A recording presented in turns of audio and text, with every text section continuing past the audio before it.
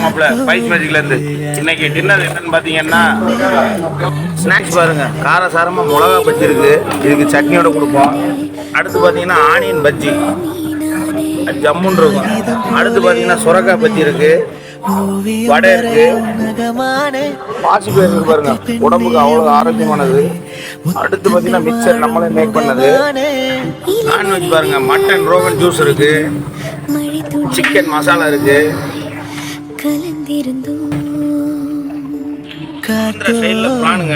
அப்படியே காரசாரமா இருக்கும், கலகலப்பா. அடுத்து கேரளா ஸ்டைல்ல ஃபிஷ், வஞ்சர மீன் ஃபிஷ் இருக்கு. அடுத்து பாருங்க இட்லி சுட சுட இருக்கு பாருங்க.